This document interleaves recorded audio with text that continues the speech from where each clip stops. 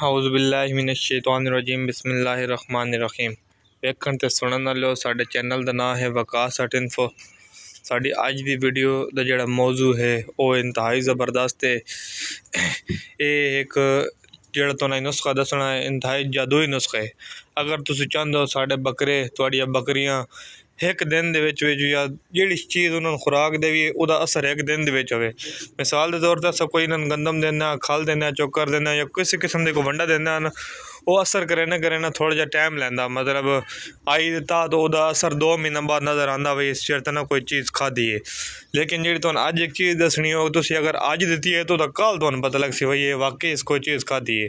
तो अगर तुहाडे कुरबानी दे बकरे हैं, कमज़ोर बकरियां हैं, छोटे बच्चे हैं, लेकिन 3 महीने उत्ते बच्चे जड़े वो हैं, या किसी किस्म का भी कोई कमज़ोर जानवर है, चाहे वड्डे जानवर भी हैं ना, गायें वगैरह हो गई तो उन्होंने खाने भी इंतहाई ज़बरदस्त है। बाईपास फैट के बारे तुसीं अगे सुने हो सी। बाईपास फैट इंतहाई एक ज़बरदस्त चीज़ है बकरियां कण जिहड़ा जानवर कमज़ोर है उस कण, जिहड़ा जानवर दुध कम देंदा उस कण, हर लिहाज नाल ज़बरदस्त है। लेकिन जिहड़ा जानवर सेहतमंद है, बिल्कुल बेहतरीन है, उन्होंने ये ना दो, क्योंकि बाद जिहड़ा तुहाडा वो पैसा ज़ाया ना होवे। जिहड़ा बेहतरीन आम रूटीन चलता पिया वो ठीक है, जिहड़ा कमज़ोर है उन्होंने तुसीं दे दो। जितने भी वड्डे फार्मर हैं या जितने भी गोट फार्म वाले हैं वो सारे इस्तेमाल करने, लेकिन कोई दसेंदा कोई नहीं। वो अपने जिहड़ा TMR दसी रखे सन या फलाना आयल दो, फलाना दो, फलाना दो, ये दो, लेकिन वो आप खुद भी बाईपास फैट इस्तेमाल करने इहदा इंतहाई ज़बरदस्त फ़ायदे थे। इहदा इस्तेमाल करने का तरीका क्या है? ये बाईपास फैट ऐसी चीज़ है, बाकी अस जितनी भी इन्होंने कोई खुराक देना ना, कोई वंडा देना, जिहड़ी शे भी देना, ये सीधी पहले मैदे जाती, मैदे जाकर उत्ते वहीं हज़म होंदी।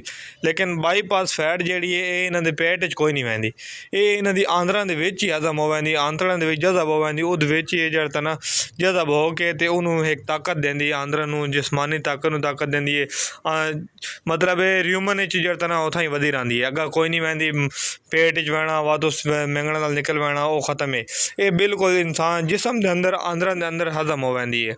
इहदा इस वजह तो बहुत फ़ायदा है, इस वजह तो यह नाम रखा गया बाईपास फैट। मतलब अगर वहन तो पहले ही अपना काम विखा देंदी, मैदे ते वहन तो पहले तो तुसी इनू क्या करना। अगर देने का तरीका यह है भाई, तुसी एक चम्मच जी ना, अगर नॉर्मल बकरी है, वड्डी बकरी मिसाल के तौर पर जिवें आ बकरी खली है, एक चम्मच तुसी इनू शोकर दे वंडे दे किसी चीज़ दे मिक्स करके दे देनी।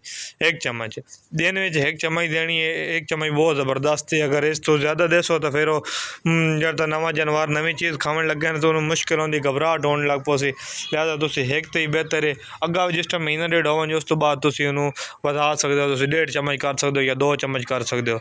छोटे बच्चे 3 महीने तो घट उम्र वाले बच्चे नहीं देनी, 3 महीने उत्ते हैं तो उन्होंने आधी चम्मच दे देनी। इस तरह करके ना इन्हें खाने ज़बरदस्त चीज़ हो वैसी। तो कुर्बानी वाले बकरे अगर हैं तो उन्होंने तुम दसो ये एक दिन के विच अपना असर विखाती है। तुम अज दिता है कल तो आपे महसूस हो सी जानवर कोई चीज़ खाधी है। लिहाजा तुम ये चीज़ इस्तेमाल करके चेक करो। ये पाउडर फार्म में आती है तो वेटरनरी स्टोर तो मिल जाती है। कीमत दी है तकरीबन 600 तो लैके 800 रुपये फी किलो के हिसाब से आती, जिमें पाउडर होंगे उस तरह की बनी हुई होती है।